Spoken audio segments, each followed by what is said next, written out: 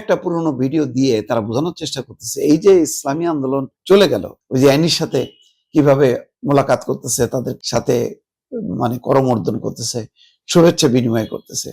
এতে প্রমাণ হয় যে ইসলামী আন্দোলন ষড়যন্ত্র করছে। আমি নামটাই বলি, মাসুদ কামাল আমাকে একটা ভিডিও পাঠালেন, বললেন যে দেখেন তো এটা সত্যি কিনা, এরকম ঘটছে কিনা। কি আমি একটু রহস্যটা আপনাদেরকে না দেখালে বুঝতে পারবেন না।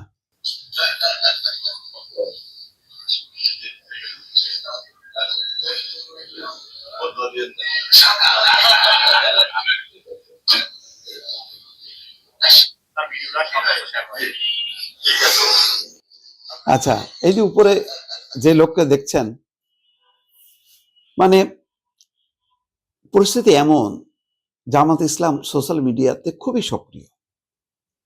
তারা গত কয়েকদিন থেকে যখন কি ইসলামী আন্দোলন তাদের হাত থেকে ছুটে যাবে, তখন একযোগে তারা প্রচার করা শুরু করলো যে এরা শেখ হাসিনার দোসর, এরা এখন বিএনপির সাথে যোগসাজশে এই ঘটনা ঘটাইছে।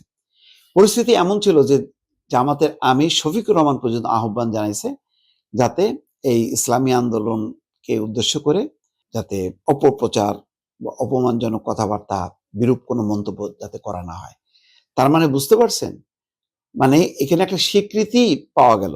এই যে দেখবেন যে আমি তো প্রায় বলি, যে কোনো দেখবেন যে আপনি জামাতের বিপক্ষে যেই আপনার একটা মন্তব্য বা কথা গেল, সাথে সাথে একযোগে তারা মানে শুরু করে দেয়, এবং আপনি যে আইডিতে থেকে আপনাকে সমালোচনা করবে, খারাপ কথা বলবে এবং অশালীন বাক্য ব্যয় করবে, হ্যাঁ, ধর্মের তারা অনুসারী, কিন্তু মন্তব্যগুলি যা করে বাপরে বাপ, সেগুলি উচ্চারণও করা যায় না। এগুলি তো দেখছেনই, ওই যে শাহবাগে দেখেন নাই হিজাব পরা নারীরা কি সব স্লোগান দেয়।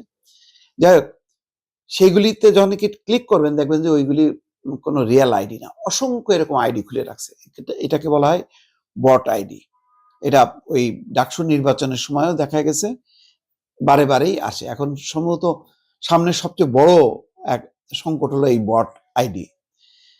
যাই হোক, তারা এটা দেখাচ্ছে যে মানে ভিডিওটা আমার ধারণা যে এটা পুরনো ভিডিও, কারণ আগে বিভিন্ন সময় বিএনপি চরমনাই পীরের দলের সঙ্গে, জামাতের সাথে, এর সাথে ওর সাথে, সবই আন্দোলনকারী দলগুলো তো এখন না হয় বিভক্তি।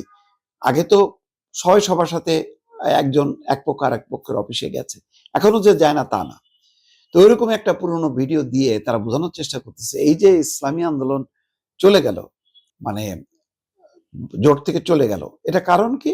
ওই যে দেখেন, ওই যে আইনির সাথে কিভাবে মোলাকাত করতেছে, তাদেরকে সাথে মানে করমর্দন করতেছে, শুভেচ্ছা বিনিময় করতেছে। এতে প্রমাণ হয় যে ইসলামী আন্দোলন ষড়যন্ত্র করছে। এখন দেখেন এটা কত বড় মূর্খতা। এইটাই যদি মানে পাবলিকলি প্রচার করে যে ইসলামী আন্দোলনের সাথে বিএনপির একটা মানে সংযোগ হয়ে গেছে, তাহলে তো মানুষ আরো করবে, বলবে যে না, তাহলে তো এটাই শক্তিশালী, তাহলে আমরা এর পক্ষে যাই। এটা তো বুমেরাং হলো। এই মুহূর্তে ইসলামী আন্দোলনকে যদি বিএনপির দিকে ঠেলে দেওয়া হয়, তাহলে তো জামাত ইসলাম উল্টা শক্তিহীন হবে। কারণ বিষয়টা তো এমন না যে বিএনপির একটা খুব খারাপ ভাবমূর্তি আছে। এটা যদি আওয়ামী লীগের নেতাদের সঙ্গে করাইতো, তাহলে বলতো ওই যে স্বৈরাচারের দোসরদের সাথে এদের একটা সংযোগ আছে, তাহলে হয়তো এমন একটা দলের সাথে তাদের দৃশ্যটা তারা মার্কেটে ছাড়ছে, যেটা আরো উল্টা হইলো, জামাতের উল্টার দিক হইলো। তার মানে এদের বেশ কিছু পদক্ষেপ এত বোকামি এবং মুখ থুবড়ে পড়ে। যেমন দেখেন, গণভোট বলো যে মানে নভেম্বরের মধ্যে না হইলে মানে হবে না, নির্বাচন হবে না। নির্বাচনে তারা এখন প্রার্থী আসন ভাগাভাগি নিয়ে ব্যস্ত এবং নির্বাচনের জন্য প্রস্তুতি নিচ্ছে। বলছে যে স্থানীয় সরকার আগে হবে, নইলে জাতীয় নির্বাচন হবে না। স্থানীয় সরকার নির্বাচন কোনোটাই কিন্তু টিকতেছে না। এই যে ইসলামী আন্দোলনকে তারা নিয়ে জোট করতে গেল, আসন ভাগাভাগিতে হইল না। এখন হইল না কেন? এইটার জন্য তারা দায়ী করতেছে, মানে কেউ কেউ, জামাত করেনি, ওই ওদের মানে এই মূর্খ বাহিনী, এরা এখন করতেছে না, ওই যে দেখেন ওই এর সাথে সংযোগ আছে বিএনপির সাথে, সেই ভিডিওটা দেখায় এটা তো বিএনপির শক্তি বাড়াচ্ছে, ইসলামী আন্দোলনের শক্তি বাড়াচ্ছে। মানুষ দেখে যে কোন দিকে হাওয়া, মানুষ তো সেই দিকেই যায়।